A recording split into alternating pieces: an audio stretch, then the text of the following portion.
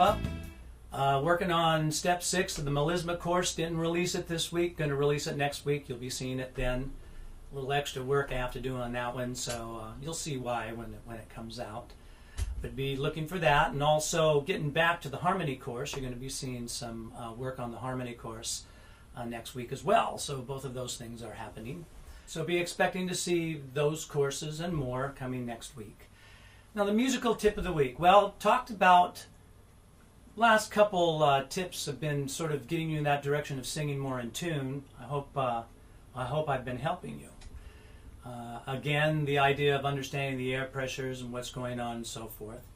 Now, you know, I'm working on this Melisma course. And the Melisma course is interesting because, as I'm always explaining, melismas are about multiple notes on single vowel sounds inside words. There's something else that falls in the same category as that, sort of. They're called diphthongs. Now, do you know what a diphthong is? That's my question, first of all. I didn't hear you answer, but there's probably a lot of different answers from no to yes out there. And what's your definition of a diphthong? Well, a diphthong, my definition, is it's a single syllable word with two vowel sounds tied onto it. I kiddingly like to say that it's a married sound trying to pass itself off as single, meaning a single syllable word can sound like it just has one vowel in it, not two. But the word song, for example, is a diphthong. So if you were just to say, hey, I'm singing songs, I'm learning how to sing songs, and you talked about that word, you'd say, yeah, that's a single syllable word, songs. But your tongue does two things with a word like that. Saw, and the pronunciation of the ONG. Ong, song. And when you go to that ONG, your tongue comes back up and touches the back of your soft palate. Song. I'm exaggerating this, but that's so you can hear it. So again, here's my hands, my lower jaw, and my lower teeth are here, and here's the tongue inside your mouth, and we're singing song. And while we're singing the ah part of song, the tongue is down, and as we finally pronounce ong, the tongue comes up and touches the back of the lower throat. If you haven't already tried that from what I'm talking about here, go ahead, try and sustain the word song and pronounce it at the end, and feel what your tongue is doing in the back of your throat. Feel that? Now, the problem lies with something like this when a person is singing a sustaining note and they're going ong while that sustain is going on. Song. While that's happening, it can cause the muscles to pull, and the cause and effect can be not making your tone sound as good, or also just having you sing out of pitch.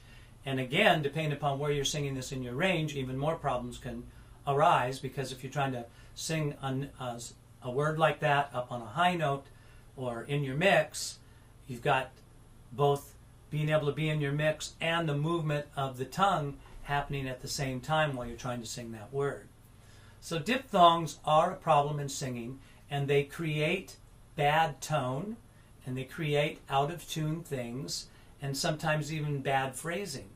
So learning how to handle it is a great tip. So there's more than one way to deal with a diphthong. Way number 1. Sustain on the first of the two vowel sounds. Song. And when you're ready to finish, pronounce that ONG real quick, and bingo, you're done. And in certain styles, that's the way to go. But sometimes, and now some people go, oh no, are you kidding? Most of the time we do that. But you can go the other way. Song. Sinatra did it all the time. Lots of singers do that. Country singers do it sometimes too. So they'll sing, sustain, pronounce, and then with the closed tongue, go into that NG sound. Either way is correct. It's an artistic choice. More often, you would choose number 1. Song. And pronounce that NG and stop at the same time. But we can go song, and that still works. Sounds nice on a microphone. So that was one example. What about day, play, way, pray? All of those words are diphthongs. And what you're going to do is you're going to put the E in at the end. Day, quick E's. Pay, pray. See what's happening there? So my tongue is down till the A.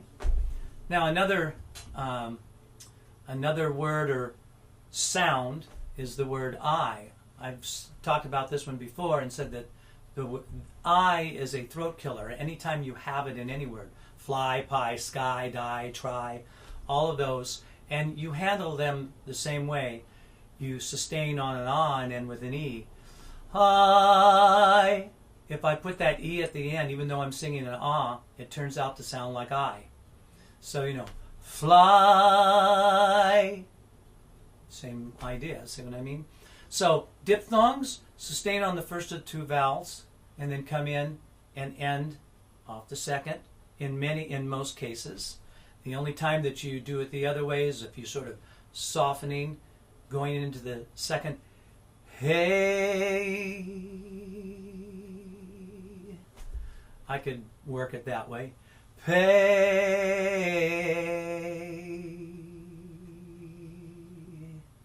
That's still okay. But I'm very on top of knowing what I'm doing with the first and second sound and making artistic choices.